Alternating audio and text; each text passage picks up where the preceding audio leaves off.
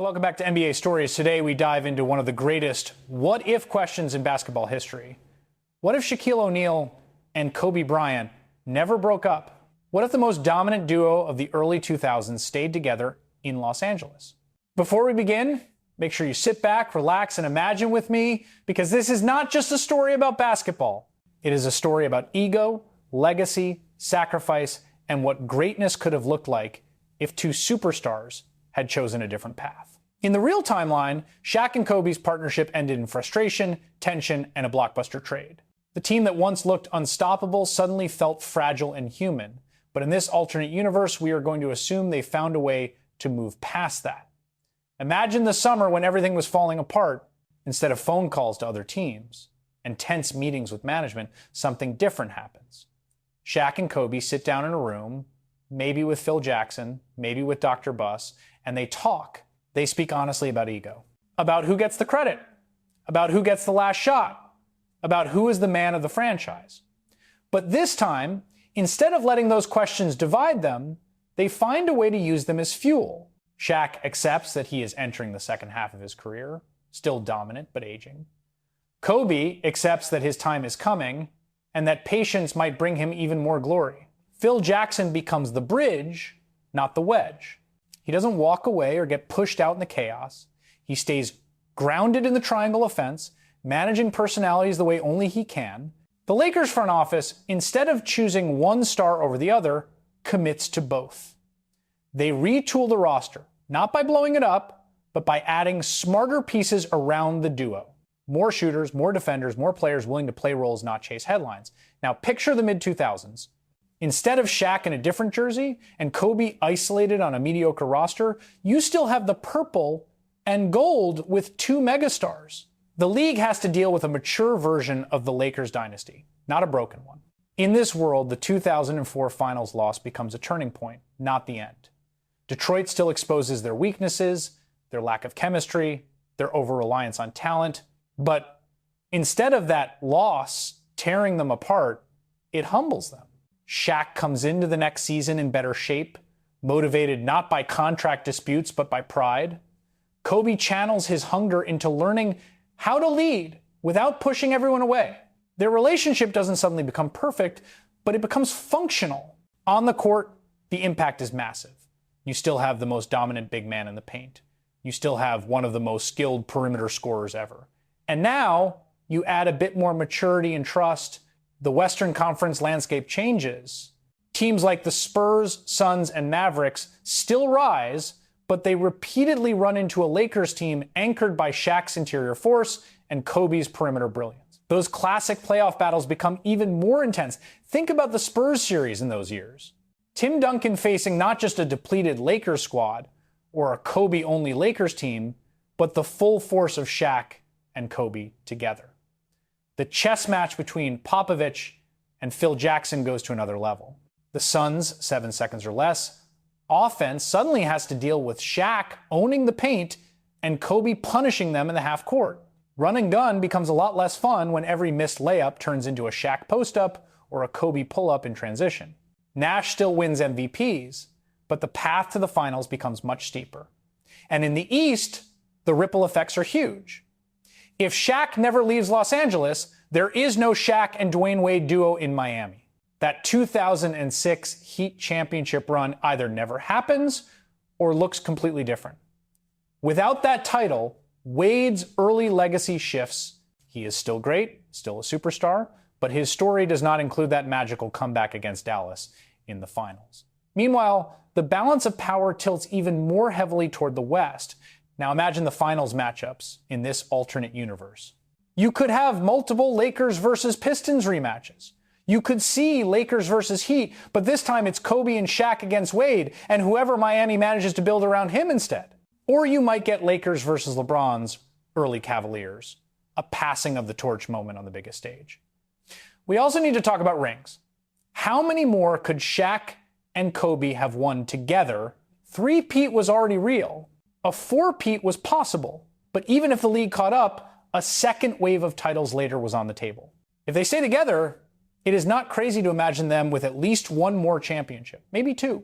Maybe a late career run when Shaq takes a smaller role, Kobe takes over, and they find a groove similar to what we saw in other dynasties. Shaq's legacy becomes even more terrifying. He is already considered one of the most dominant forces in history. Add 1 or 2 more rings, and the conversation about the greatest center ever becomes even louder. He might comfortably sit in debates not just with Wilt and Kareem, but as the clear number 1 in some people's eyes. Kobe's legacy looks different too. In reality, Kobe had to prove he could win without Shaq. That fueled some of his greatest years and gave him enormous respect as a leader. If he stays with Shaq, the narrative shifts from can he win without him to look at what he was willing to sacrifice to keep winning together. Instead of a story about separation and independence, Kobe's story becomes one of partnership and sustained dominance. He might not have the same solo leader myth, but he might have more jewelry. More finals moments shared with Shaq. People might talk less about Kobe versus Shaq and more about Kobe and Shaq versus everybody else. The internal drama fades, replaced by a narrative of 2 superstars who found a way to coexist for the greater good. But there is another side to this, because by keeping them together, we might lose some of the moments that define them individually. Would we still get peak Kobe dropping 81 points in a season where he has full control of the offense? Would we still see him carrying a flawed roster night after night, proving his scoring genius? Or would those legendary scoring outbursts be replaced by more balanced box scores, more shared spotlight? Would Shaq ever have the same motivation to reshape his body and game if he stayed in the comfort of Los Angeles? Did the trade to Miami, the criticism, the different environment push him to lock in again? Maybe staying with Kobe lets him relax a bit more, trusting that his young co-star will carry some of the load. So while the championship's total might go up, some of the individual arcs might soften. Less conflict can mean fewer scars. But it can also mean fewer legendary responses to adversity. The league storylines change too.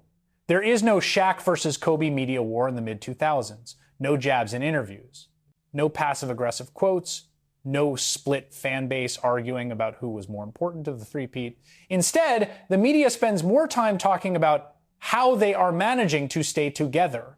The narrative shifts from which one is the alpha to how long can they keep this going?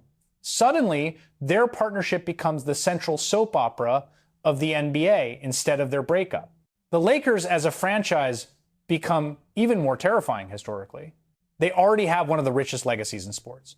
Add a longer Shaq-Kobe era, and you may be talking about the single most dominant stretch for one franchise in modern basketball. Future stars might view the Lakers even more as the ultimate destination.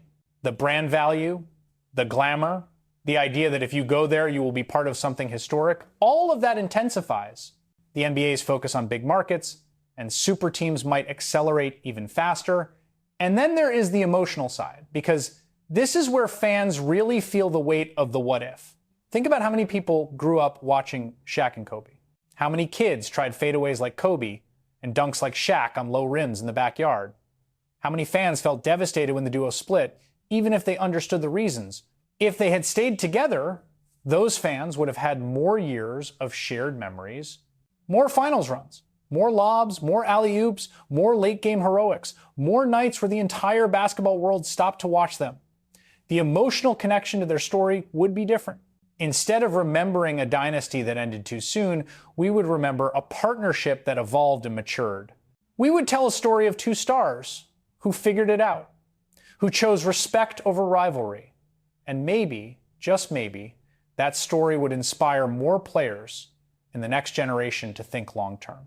To see the value in staying together, working through conflict, and building dynasties instead of hopping from team to team chasing quick fixes. But at the same time, there is a bittersweet beauty in what actually happened, because their breakup made their careers more complicated, more human. It showed that even the greatest talents can fail to coexist. That ego, pride, and insecurity can break even the strongest on-court bond. Sometimes, the heartbreak is part of why we care so much. We replay the missed opportunities in our heads. We imagine Shaq and Kobe lifting a 4th or 5th trophy together. We wonder what kind of records they would have set. We feel that hollow space where more greatness could have lived. And that sense of loss makes this what if so powerful. It is not just about stats and banners. It is about the feeling that something special slipped through our fingers. If Shaq and Kobe had never broken up, the NBA landscape would look different. Some champions might lose their rings in this alternate timeline. Some legends might not shine as bright without the gaps created by the Lakers' fall. But one thing is almost certain. We would be talking about the Shaq-Kobe Lakers as one of the longest and strongest dynasties the league had ever seen.